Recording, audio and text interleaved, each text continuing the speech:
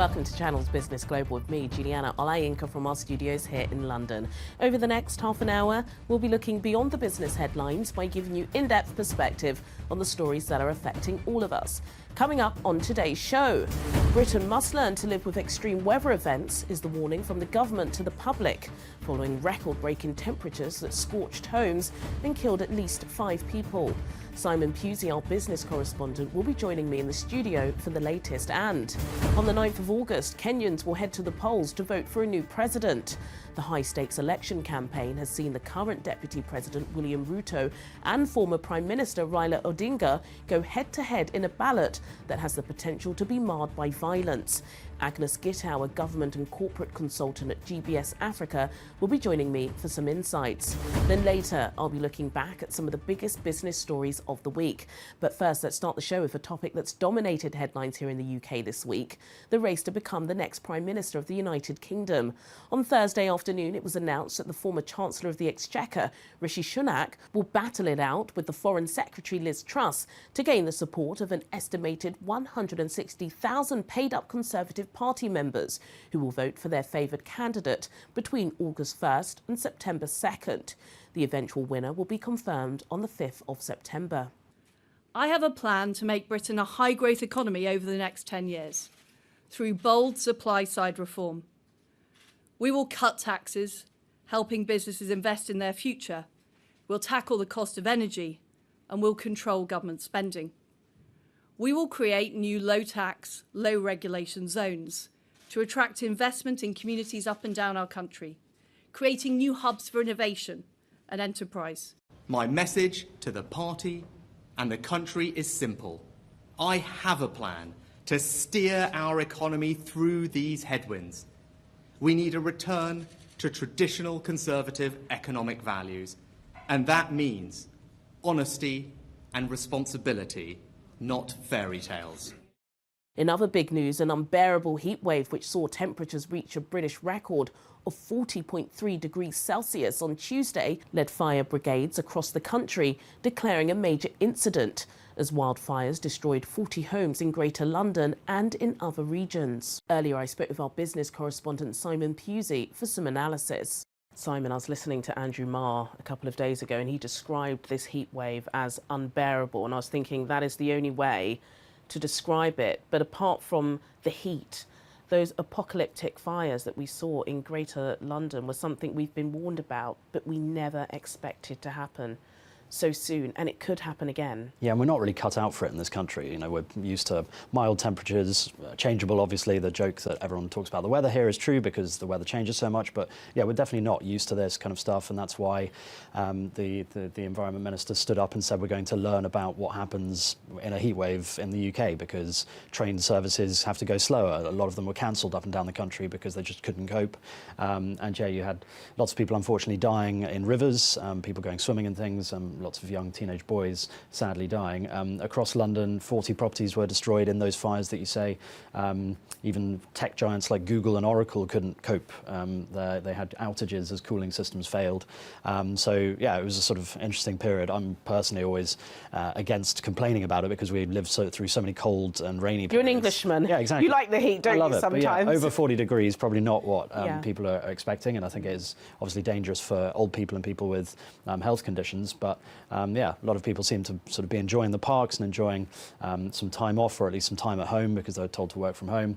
And it's not as bad as really Europe. Germany also saw its hottest day of the year. Portugal raised its death toll after days of excess heat. Lots of wildfires going through. There. Yeah, lots of wildfires in France and in Portugal and in Spain, which did quite a lot more damage. But certainly London and the UK's fire services were stretched. We saw lots of reports that they were sort of, you know, stretched to capacity with so many fires and the wind didn't help, sort of slight breeze. And the UN's World Meteorological Organization saying that the worst, you know, there's worse to come. Obviously, the last record that was set in the UK was in 2019, and now it's been broken again in 2022. So it's going to get worse, and you know, climate change is obviously the reason for that. Chief executive of that organisation saying in the future these kinds of heat waves are going to be normal, and we will see even stronger extremes. So it's the kind of thing that the government probably have to prepare for, this kind of thing happening again, so that the country doesn't go to a standstill next year or the year after, whenever we get another one of these heat waves. Absolutely. I never thought I'd be saying I'm praying for rain, but it's still quite hot, isn't it? And we're expecting these temperatures, high 20s, to remain for a couple more weeks. Thank you, Simon. Thank you. Let's change gears now. In less than 3 weeks' time, Kenyans will take to the polls to elect a new leader of East Africa's largest economy. The high-stakes election campaign has seen the current Deputy President, William Ruto, and former Prime Minister Raila Odinga go head-to-head in a ballot that has the potential to be marred by violence. With its diverse population and large ethnic voting blocs, the transition of power will be seen as a key test of stability in the region. Some 22.1 million Kenyans are eligible to vote in this year's polls, which are shaping up to be a two-horse race. 77-year-old veteran opposition politician Raila Odinga will be making his fifth attempt at the presidency under the Quest for Unity coalition party. He belongs to the Luo ethnic group, which is the fourth largest tribe in Kenya.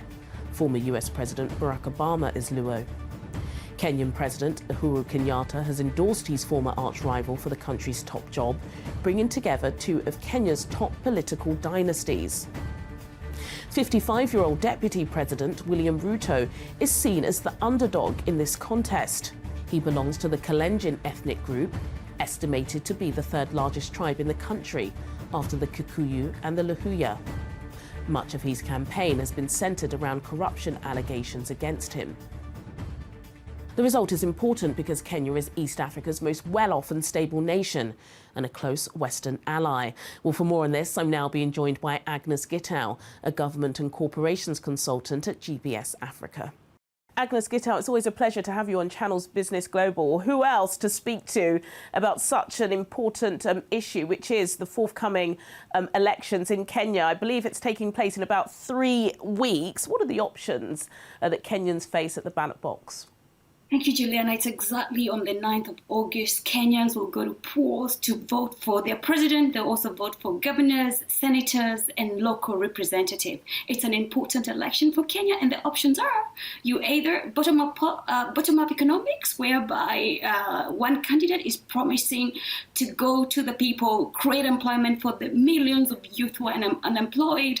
The other candidate is focusing on rejuvenating the economy that works for all, not just for the political elite, but for everybody. So you have the social Democrat, and you have another close, the elections are always on the same issues: food on the table, security, education, healthcare. Those are the issues.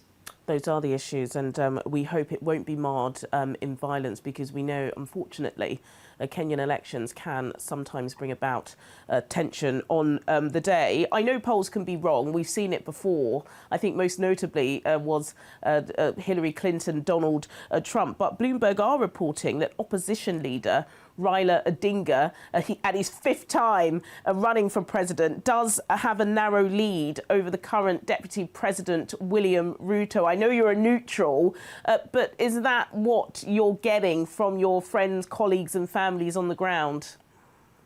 Polls are too close to call, and it's very difficult to determine who will be a winner.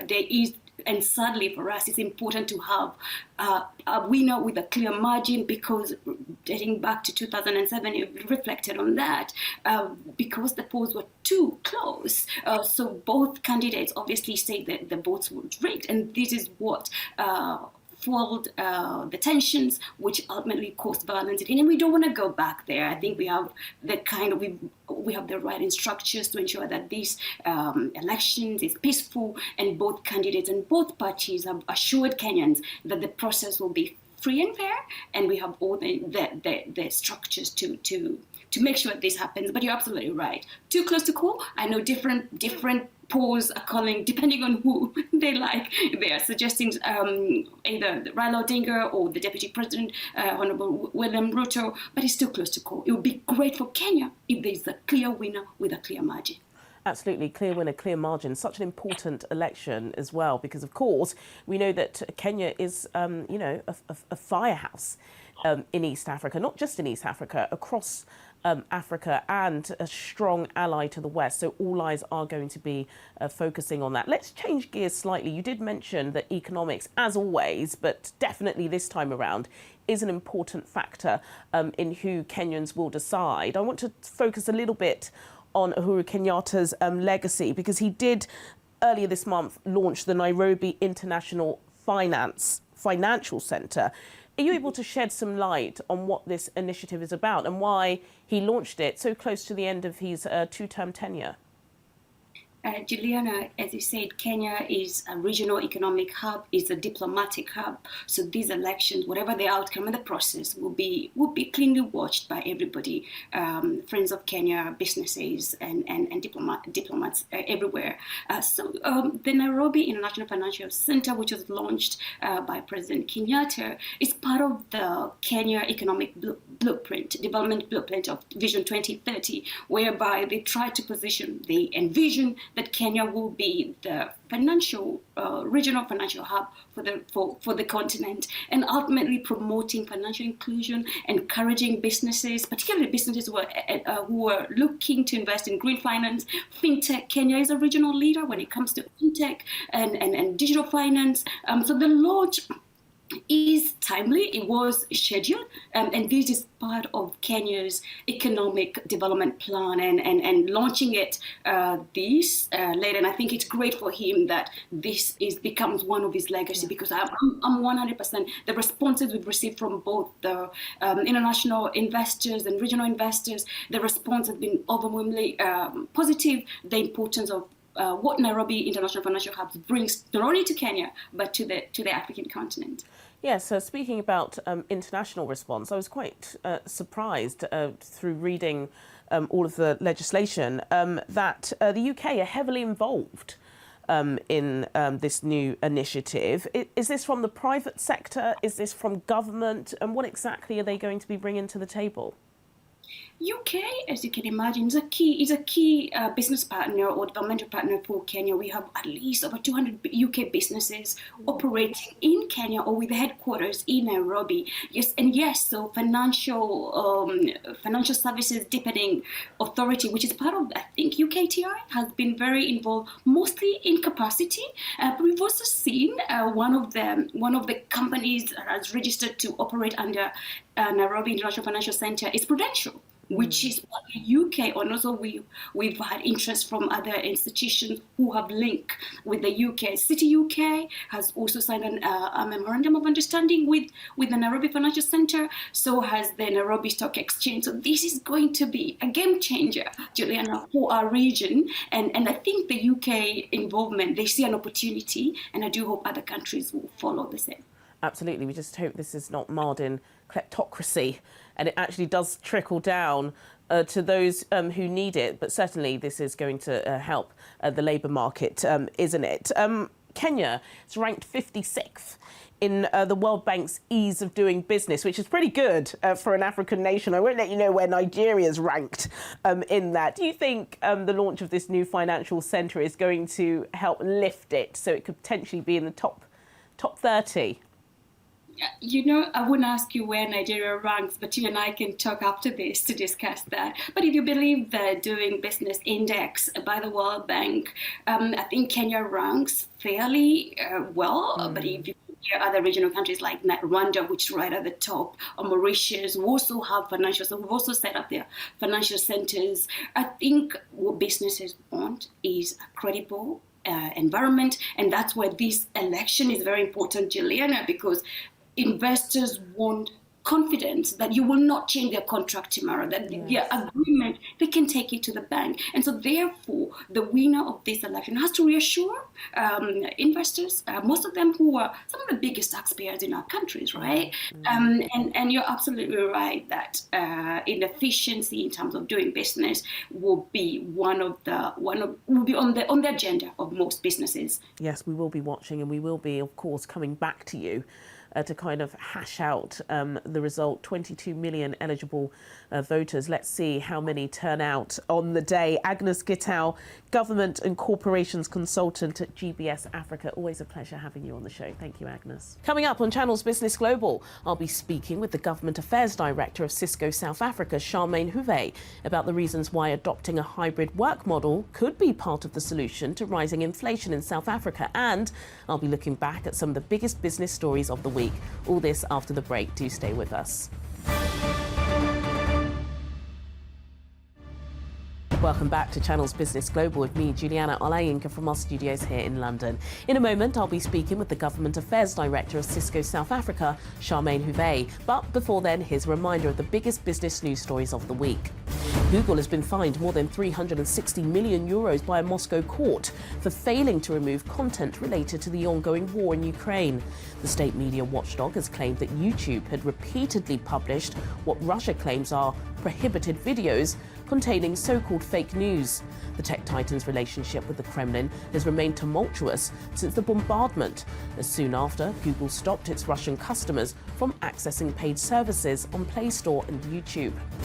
Staying with Russia, on Thursday, the country resumed pumping gas to Europe through the Nord Stream 1 pipeline following a 10-day maintenance break. The resumption has eased the continent's worries about the fallout to the Eurozone economy.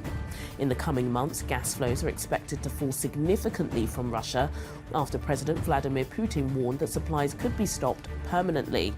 The declaration has prompted the EU to tell its members to begin phasing out usage. On Tuesday, Netflix reported that it had lost almost 1 million subscribers in the latest 3-month period, less than half of what Wall Street investors had feared. It's the first time the world's largest streaming service has seen its membership base fall for 2 consecutive quarters. The company is grappling with multiple challenges, which include mounting competition and the impact of rising inflation on consumer budgets. Despite concerns, bosses say they remain confident in its position amid fresh plans to monetize the platform. Now to our final story. The COVID-19 lockdowns have changed the way that millions of employees around the world choose to conduct their working hours. As businesses compete to find skilled workers in an increasingly tight labour market, an open-minded approach to hybrid working is now a must-have in the war for talent. While many big firms in Europe and America have allowed their staff to continue working from home, in Africa the model is yet to become a viable alternative to traditional norms. This is despite research suggesting that working from home is an energy-saving measure in the face of continually rising fuel and transport costs. My next guest, Charmaine Huvet, is a Government Affairs Director at Cisco South Africa, a leading firm in IT and networking. She joins me now from Johannesburg for more on this story. Charmaine Huvet, thank you so much for joining me on Channel's Business Global, especially to discuss something that I think is going to pique the interest of our viewers in Africa, working from home. I think everybody wants to do that every now and again, don't they? Tell me why Cisco felt the need to conduct this research, and can you tell me about some of the key findings? Thank you, Julia. It's an absolute pleasure to be here. So first and foremost, Cisco undertook this study because we wanted to uncover some of the insights just around how Cisco employees actually fared during the pandemic. And I think one of the things we started to realize actually as well was that, remote working was going to become quite commonplace. So in terms of what we found that surprisingly, the fears that we had just in terms of transitioning 75,000 of our people overnight were actually quite unfounded, because we were quite successful in terms of accommodating the hybrid model approach. And I do believe that it was a sort of adoption, at least from a Cisco perspective, that was actually quite seamless, that got us then, I think, to start to actually unpack a bit further in terms of what this would actually mean. From, I think, a technological perspective, but also, I think, from a softer perspective as well. Yes, we know that trust, technology, these are some of the issues why some management are a little bit worried about doing it, particularly on the continent. But Microsoft, they conducted a similar study to what Cisco have done, and they found that a lot of senior individuals in the workplace felt that owners of the company were completely out of touch with their employees. We've heard that all before, haven't we? And that they didn't realise that now, in a post-pandemic world, workers need flexibility. It's not even a desirable, it's an essential part of their work-life balance. Do you think there are some truths to that? So I do believe that based on the study, we actually do agree with the findings that there are several employees who want to see even more flexibility, as you correctly say, and a greater emphasis, even just on employee wellness and the whole work-life balance. And again, our study that Cisco undertook also shows that there is room for improvement around communication between senior managers and their teams as well.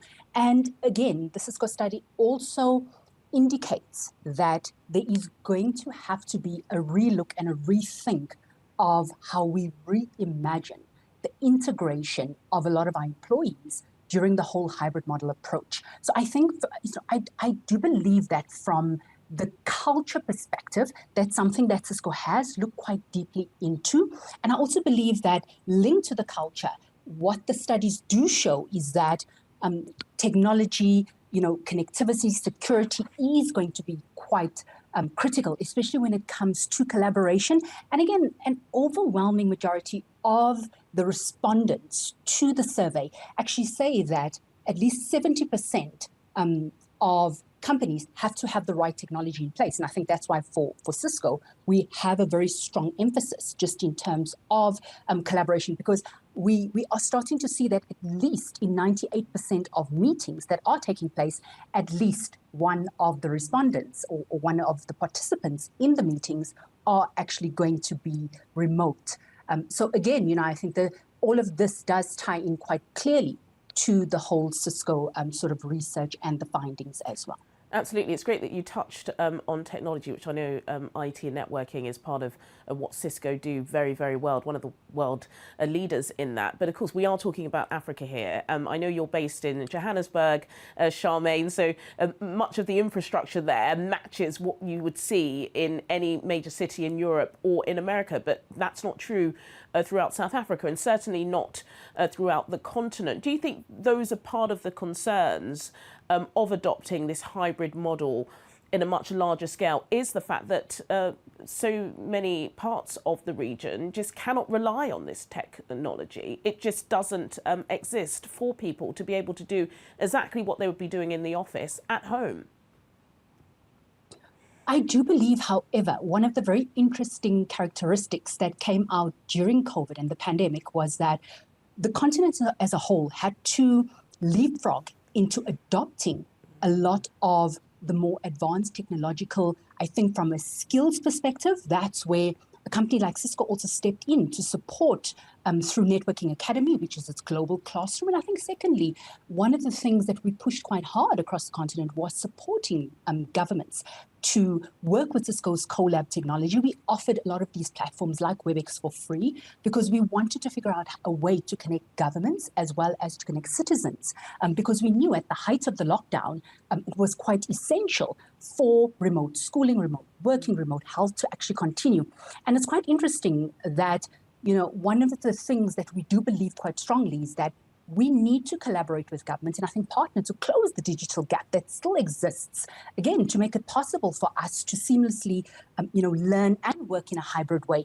I also do believe that we are seeing more improved connectivity and I think much more response from government around offering, for example, in South Africa, our Minister of ICT, we applaud her for actually stepping in and saying she's going to offer 10 megabits to homes, whether you're connected or not, to enable the hybrid sort of learning, working approach. And I do believe that a lot of governments are stepping up to work collaboratively with academia, with businesses like Cisco to start to close that digital gap. So I don't believe everything is negative. I believe that the pandemic has allowed us to start looking at the different components of how we can, through a partnership, close this digital divide that is quite evident, not just across the continent, but even globally. We're finding that global governments are also confronted with this challenge. Such fascinating insights. Hopefully the change makers are listening. Charmaine Houvet, Government Affairs Director at Cisco South Africa. Thank you so much for joining me on the show today. Thank you very much. Sadly, that's all we have time for today, but as always, do get in touch with your comments and suggestions. I'll see you at the same time next week for more in-depth business analysis on Channel's Business Global. Goodbye.